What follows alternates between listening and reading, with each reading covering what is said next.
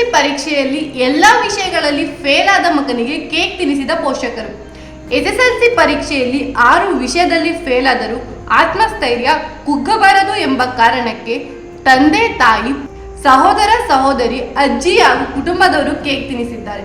ಬಸವೇಶ್ವರ ಹೈಸ್ಕೂಲ್ನಲ್ಲಿ ಆಂಗ್ಲ ಮಾಧ್ಯಮದಲ್ಲಿ 10ನೇ ತರಗತಿ ಓದಿದ ಅಭಿಷೇಕ್ ಯಲ್ಲಪ್ಪ ಚೋಳಚಗುಡ್ಡ 625ಕ್ಕೆ 200 ಅಂಕ ಪಡೆದು ಫೇಲ್ ಆಗಿದ್ದ.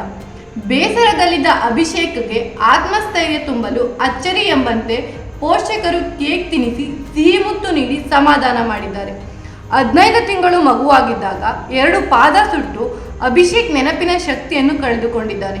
ಇದರಿಂದಾಗಿ ಉತ್ತರ ನೆನಪಿಟ್ಟುಕೊಂಡು ಬರೆಯಲು ಅಭಿಷೇಕ್ಗೆ ಸಾಧ್ಯವಾಗಿಲ್ಲ. ಫೇಲ್ ಆದರೂ ಧೈರ್ಯ ತುಂಬಿ ಕೇಕ್ ತಿನ್ನಿಸಿ ಸಂಭ್ರಮಿಸಿದ್ದಾರೆ. ನಾನು ಪರೀಕ್ಷೆಯಲ್ಲಿ ಫೇಲ್ ಆಗಿರಬಹುದು, ಜೀವನದಲ್ಲಿ ಫೇಲ್ ಆಗಲ್ಲ, ಮತ್ತೆ ಪ್ರಯತ್ನ ಮಾಡಿ ಪಾಸ್ ಆಗುತ್ತೇನೆ ಎಂದು ಅಭಿಷೇಕ್ ಹೇಳಿದ್ದಾನೆ.